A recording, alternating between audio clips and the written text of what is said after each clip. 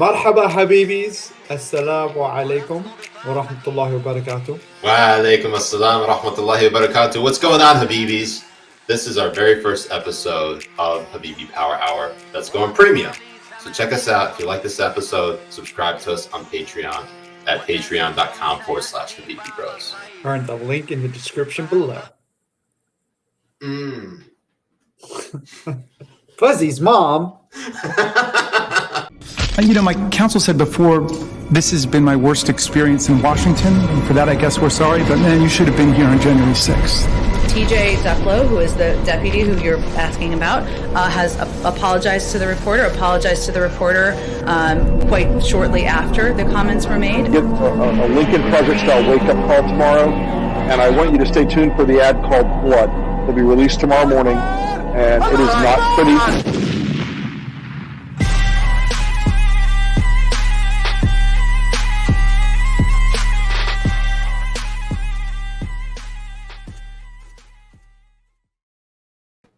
Assalamu alaikum wa rahmatullahi wa barakatuh, Habibis. Wa alaikum assalam wa rahmatullahi wa barakatuh. What's going on? I'm Siraj Hashmi. I'm Mujahed Kobbe. And we're the Habibi Bros. Welcome to our premium episode, our very first premium episode of Habibi Power Hour. Let's go. How you doing, Jay? Let's do this. Very first episode, Habibi Power Hour Premium, 43rd episode in total. It's 44th, you idiot. I'm always saying 43rd for some reason. This is just. It's just because you're a bushy. I am a bushy. You're addicted to bush. I am. Very first time you're addicted to bush and not ass. But I'm really happy that we're actually going to be doing this, especially because all of the stories we'd like to get to, and especially like some of the more in the weed storylines, we're able to get to with now going live with the Habibi premium episodes. Yeah, it was always the trouble with trying to do these things live because you always kind of feel pressured to take questions from the audience. But now we can literally just say, save those questions for later, dickheads. I'm just kidding. We love you all. Thank you for the support. Thank you so much. Please subscribe. I will show you some nipple. Seriously, this is what you get on the premium. This premium episode right here, baby.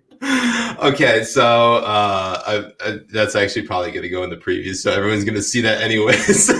Right, I believe they are. All right, that should go into the preview. That should go into the preview, anyways. All right, so a lot of news happened to end the week off. Obviously, you got Trump's impeachment, but we don't even give a shit about that because that's an old story. We actually care more about the people who have been like rooting this thing on, and it largely comes from a little known group by the name of the Lincoln Project. Now, for those Habibis who aren't aware of the Lincoln Project, let me just tell you this. You got in at the wrong time. They're basically over now. It's done. It's done. There's nothing you need to know about it. No, it's like trying to get into Bitcoin now. It's like this thing is gone. That shit is already at the moon. Just like the Lincoln Project has basically crashed into Earth and there are no survivors.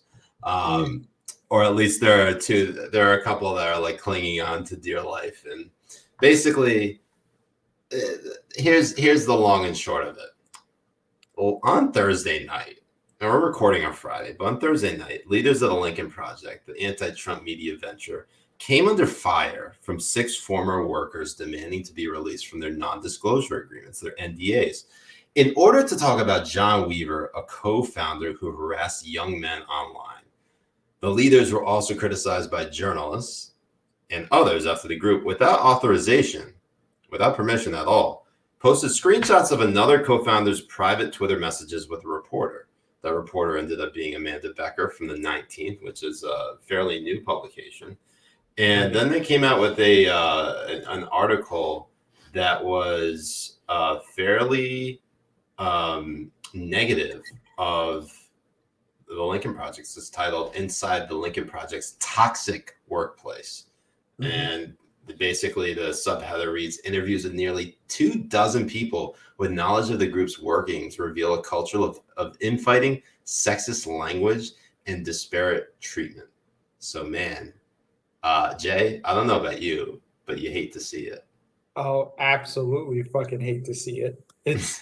It's fucking insane. And the thing is, they tweeted those snapshots from the Lincoln Project's main page, like 2.5 million followers. It's insane. Main page, and nothing happened. Nothing happened. They didn't get banned. They didn't get. They didn't get like this. The Twitter ban. The Twitter ban. They didn't get like this account may be sensitive. You know that shit that they do to limit other people's accounts and stuff like that. They didn't do any of that. You see them do more for worse. You see them do more for least worse offenses, like the Project. What is it? Project Varcry? Is that what it is? Project Vark. Project Valkyrie. I really want you to just like keep chugging along through this, power through. I think you can do it. I don't know what their name is. It's a Project something, but they banned the account for showing a number on somebody's address for just showing the number. They banned the account. It's Project Veritas. Okay, so Project Veritas, your mom's salad.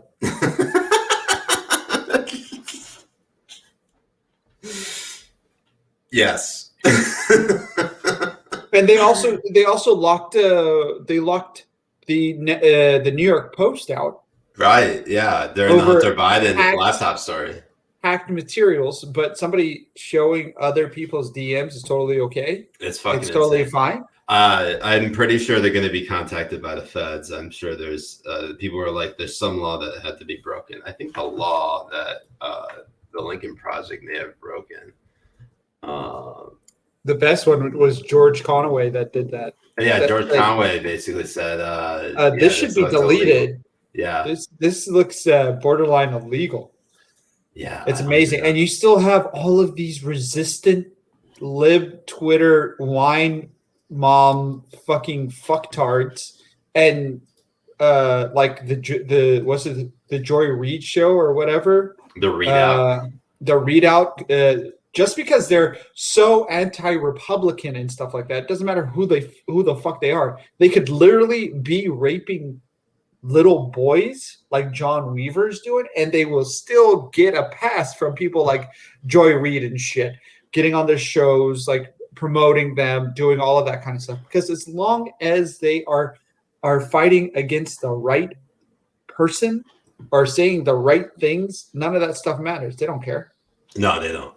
But it is interesting how now that a lot of media outlets, I'm not saying everyone, but a lot of them figured that now is a good time to get, basically they don't have any use for them. So they're going to get rid of them because they're a bunch of Republicans anyways.